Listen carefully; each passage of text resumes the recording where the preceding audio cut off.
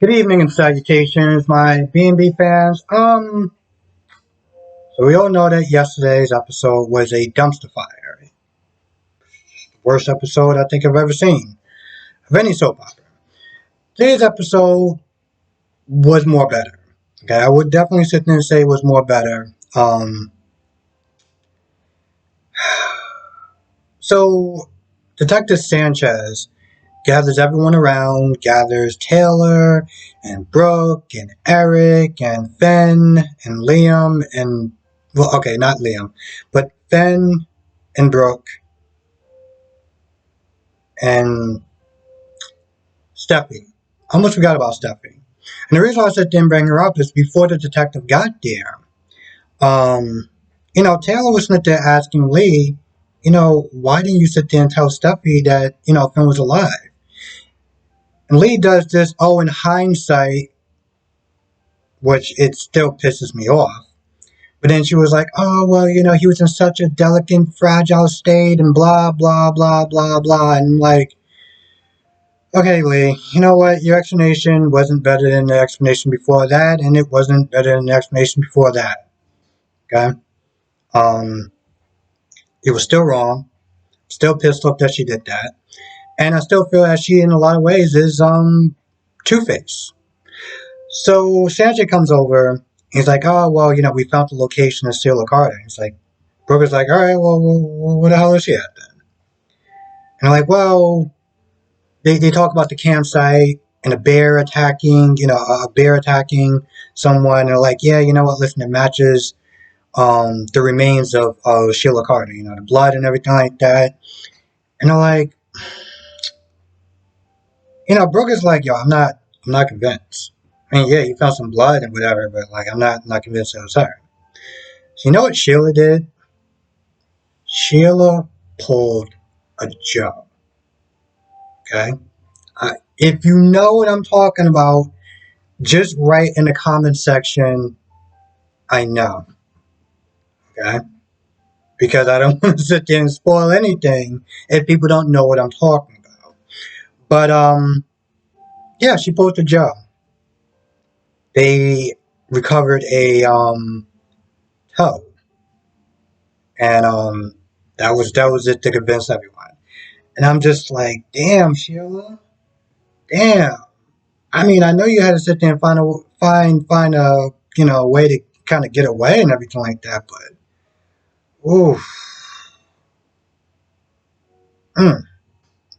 Even thinking about that is just sends shivers through my body in the worst possible way. So okay, let me sit there and start this again. So Hope and Liam are hanging out, and Doug, I guess, comes in or whatever at some point when Thomas is there. And they're talking about Steffi and her happiness and blah, blah, blah, blah, blah, the usual. And Thomas is like, hey, I want to go outside and, throw around the ball or whatever. So they go and they do that and they come back and, Thomas is like, Douglas is like, I miss seeing you and stuff like that. Like, I feel like I don't see you enough. And, he asks Thomas, like, listen, do you miss me when you're, we won't see each other? And he's like, well, of course I do. And he's more hurt by the fact that he thinks that his son doesn't miss him because, he feels like he's not spending enough time with his son. So, he's like, hey, let's go outside and play some more, baseball or whatever. And Hope is like, well, you got homework to do. And so you got to sit there and do that. And Tom's like, yeah, listen to your mother. So he leaves. And, at this point, Thomas is feeling really bad. Thomas is like, I feel like I'm not pulling my weight. I'm not being a good father. I feel like my son is missing me. And it hurts me to even sit there and think about that, really. He's like, well, you know what? I'm going to move in with, I guess, granddad, which is Eric, I'm assuming. And he's like, I think it's time. I want Douglas to live with me. And Hope gets angry. Hope, she doesn't get angry like yelling and stuff like that, but you can tell she is definitely upset. She's like, so you want him to sit there and leave the only home that he's ever known, to sit there and just pack up his stuff and live with you? And he's like, yeah, that's exactly what I'm saying. And she's like, you know what? we'll table this conversation for now. I don't want Douglas to overhear everything. He's like, all right, fine, I don't want to sit there and upset anyone. So he leaves. And hmm,